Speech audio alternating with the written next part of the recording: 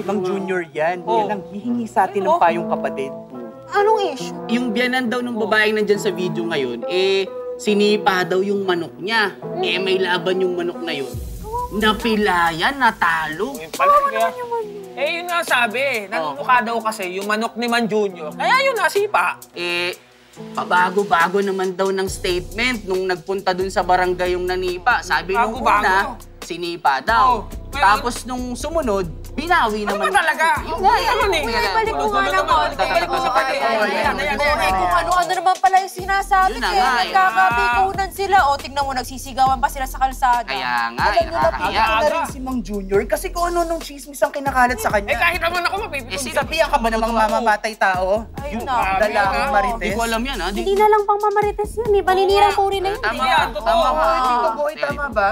Ang sabi daw, hindi ganun ang kwentuhan. Punta tayo sa totoo. Para humingi ng payong kapatid, narito po si Mang Junior. Mang Junior, maraming salamat po. Magandang gabi. Narito si Ate Pia, Kuya Alan, si Mang Junior. Kuya Alan, Good magandang evening gabi. po. Salamat po sa inyong tiwala at pagpunta nyo dito. Kuya Junior, medyo kwento mo po sa nag-umpisa. Hihingi po sana ako ng tulong kasi yung manok ko, sinipa ng kapitbahay ko. Pagkasipa, hindi ko pinansin, nakiusap yung apo niya na asawa ng pamangkin ko. Huwag ko na raw anuhin kasi kamamatay lang ng asawa. Ibinaliwala ko. Nung pagkabandang huli, ako pa pinabarangay. Yung kuto ng manok ko nakakarating sa kanila, samantala may kanal, tapos mabaho, pipicturan yung kulungan ko. Konting paglilinaw po, Kuya Junior, no? Bago po yung nangyaring pagsipa po dun sa manok nyo, okay naman relasyon niya? Okay naman po, di ko naman pinapansin. Pero walang- Kasi ako naghahanap buhay lang ako eh. Ibig sabihin, wala kayong bago nun na Walang alitan. Wala po, wala. Paano mo nalaman na nasipa? Ako rin, na mismo nakita ko. Okay. At saka yung kapatid ko dahil harap lang eh. Paki-describe po ng konti, nasa kapirasong lupa ba? Nasaan ang manok nyo? Ito po yung kulungan ko, tapos banda dito daanan. Tapos tinali ko po rito sa may kanto yung manok ko. Okay. Siya nakikipagmaritisan dito sa may tindahan. Siya po yung lumapit at sinipa niya, pinarwisyo niya na yung hayop ko. Paglapit ko, bakit ko sinipa yung alaga ko? Oh. Sabi niya, nanunuka eh. Sabi ko, kung nanunuka yan, huwag kang dumaan doon. Kasi alam mo naman, piniprepare yan. Talagang tinatadya ka, hinahampas pa nung putol na kahoy. Tapos binaliwala ko lang, inano ko lang doon sa para walang problema. Tapos sabi nyo, ikaw pa pinabarangay. Ako pa pinabarangay. Mga ilan days after yun? Mga 3 linggo. Matapos Lumipas. ng laban yung manok ko. Nung nangyari yung sipaan, tapos napagsabihan mo, naghiwalay na, a few weeks later, inilaban mo. Linaban po, natalo. Ako na nasisinuban ng uli, bakit ganon? Tapos bigla na lang siya nagbarangay. Wala kang ginagawa sa kanya? Wala akong ginagawa. Tapos sa barangay, ang reklamo niya, kumbaga Reklamo. nakakaperwisyo yung mga manok. Ilan ba yon? Ang manok ko lang, minsan, 10. Tapos pag natatalo, nababawasan. So dun sa barangay, ikaw naging dependent. Oo. Dahil ikaw ang kinasuhan. Pinasuhan po ako ng death threat, tsaka physical. Kasi nung pagkatapos namin pagbabaranggayan, may laro po ng basketball, yung 3 points. Tapos yung manugang niya, tumambay po doon sa kanto ng kulungan ko kasama yung bata. Di pinalis ko. Sabi ko, umalis ka dyan. Baka mamaya makaamoy ka na naman. Idadagdag mo na naman sa kaso ko sa barangay. Tapos yung pagkahawi kong ganon, binidyo, ano-ano, ginawang masama, kung ano-ano sa akin, palibasa, sabi niya, mamamatay tao ka, marami nakarinig yung mga naglalaro ng basketball. Sabi nung nakarinig, wala, mamamatay tao ka agad, di na nga makatakbo yung tao. So yung sinasabing may death threat, pangalawang barangay na yon. Oo, pangalawa pong barangay na. And parating siya yung nagpapabarangay sa'yo. Yung minsan, yung babae, yung lalaki, May resolusyon na yung barangay, wala. inaayos kami. Ang sabi niya, ididiretso sa City Hall. Hmm. Sabi ko, okay, ati naman ako, di naman tatatakasan eh. Tapos, nagpabarangay po yung kapatid ko, nag-counter kami, barangay, kasi yung manok ko na yon. Yung pagsipa sa manok mo. Opo. Ano na nangyari doon? Meron Wala, na rin? 2 beses po siya hindi umahatin. Yung sa kapatid ko naman, yung sa nag-counter din, pabarangay, yung pamamati tao, kinaso, hindi rin umahatin 2 beses din. Yung nagkalat na mamamatay tao ka? Oo. Okay. Ano pong hinihingi niyo po sa amin? Advice po ba? O... Sana ako ng payo kung ano dapat gawin. Unang-una po, i-explain natin sa publiko. May batas po tayo kasi pagka yung alitan po ay sa magkapit-bahay, barangay muna yan bago pupunta ng korte. Minsan, depende sa penalty kung criminal yung case or depende sa fine, pwedeng dumiretso yung direct filing. Or kung hindi kayo magkabarangay. But since magkabarangay kayo, ang iniisip kasi ng batas, Kuya Junior, magkabarangay kayo eh. So kahit magkasuhan kayo, magkikita kayo parate, magkakapitbahay kayo, so sana magkaayos. So yun yung purpose sa barangayan. Mediation, di ba, conciliation. Bibiruin nga sana kita, Kuya Junior, pero baka ma-offend ka. Kasi nga, bauchi yan eh. Violence against chicken eh. Diba?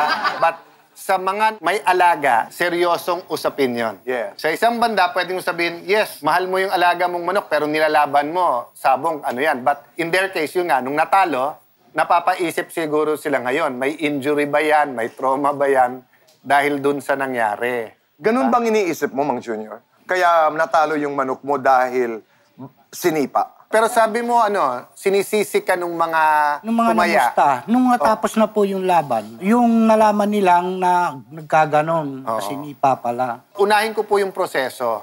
Pag hindi kayo nagkasundo sa barangay, pwede ka nang pumunta sa korte. At sa takbo nung usapin, parang hindi kayo magkakasundo. Medyo peculiar lang yung kaso kasi usually kasi kung may danyos, may damage, ang daling kwentahin. Klaro yung danyos. Dito kasi, nilaban mo yung manok eh. Natalo sa sabong. Hindi mo alam kung mas magaling talaga yung kabila or kung may injury siya. Kasi speculation yung mangyayari. Kasi nga, alam natin na sipa. Pero hindi mo pwedeng sabihin without scientific proof, medical proof na yun ang kinatalo. So, you can always allege. Pero ang hirap patunayan nun. Yung sinasabing kinakalat na mamamatay tao ka, libelous yun. Kasi that's accusing you of a crime.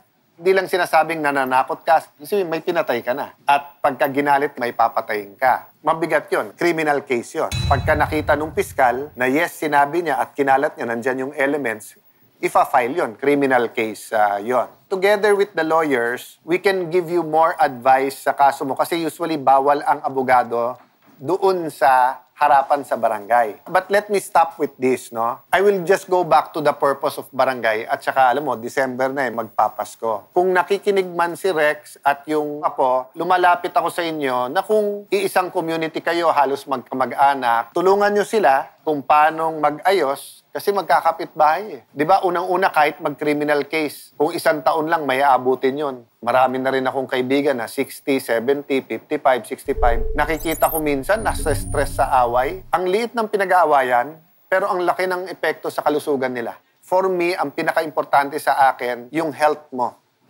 Yung peace of mind mo. Yung nandun ka sa barangay na you feel safe, na wala kang kaaway. Kaya sabi ko nga sa iyo, bibigyan ka naming advice, nandyan yung mga abogado para siguradong maganda advice, and sasabihin nila objectively, dito kuya, may labang ka. Dito mukhang tama ka pero mahina ebidensya mo. Dito, eto yung batas dyan. So ibibigay namin lahat ng advice na sa sayo yung desisyon.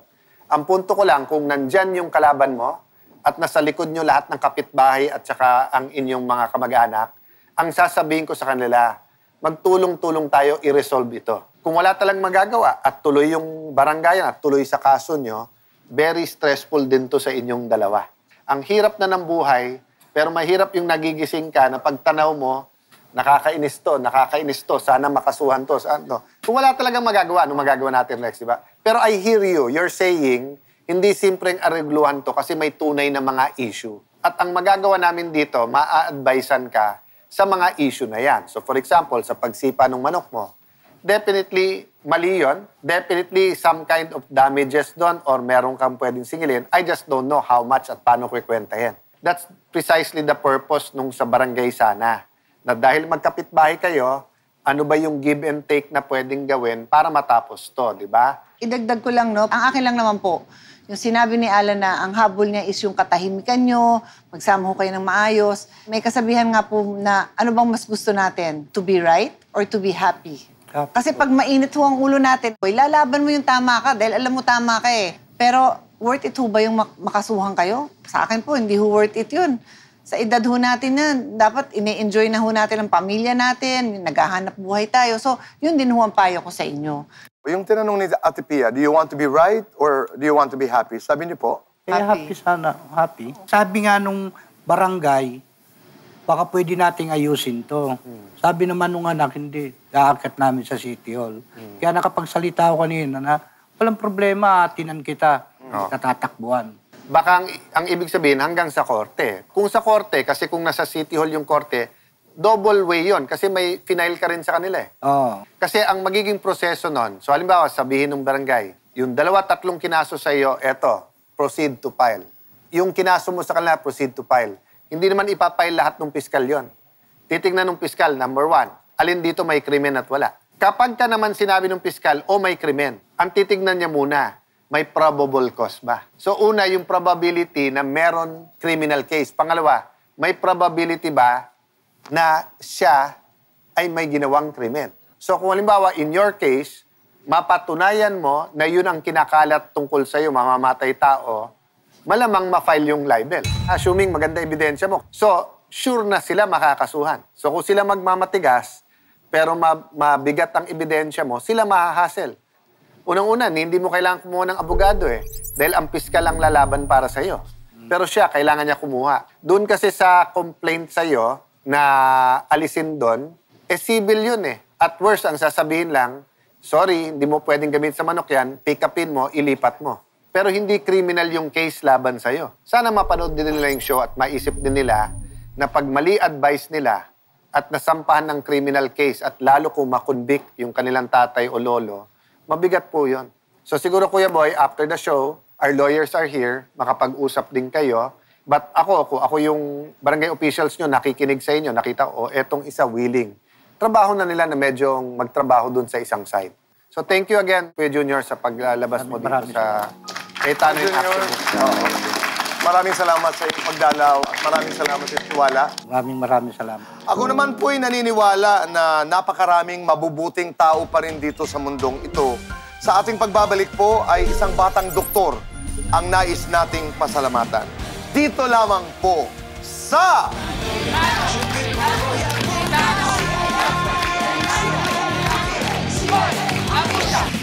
Binisita ng Cayetano in Action with Boy Abunda si Mang Junior sa kanyang lugar sa Commonwealth, Quezon City para kausapin ang abogado ng programa. Naipaliwanag sa kanya ang hakbang na maaari niyang gawin sa kanyang sitwasyon. Nilinaw kay Mang Junior ang isyu ng animal cruelty at kung magsasampa siya ng kaso ukol dito ay kinakailangan niya ng mga ebidensya. Nagpaliwanag din si Mang Junior tungkol sa problemang hinaharap nila sa lupang kinatitirikan ng kanilang bahay. Sa huli, pinayuhan ng abogado ng programa si Mang Junior na makipag-ayos dahil sila ay magkapitbahay. Nagdesisyon naman si Mang Junior na pag-iisipan niya munang mabuti ang pagpapile ng kaso para matuldukan na ang nagaganap nilang ambahan ng demanda.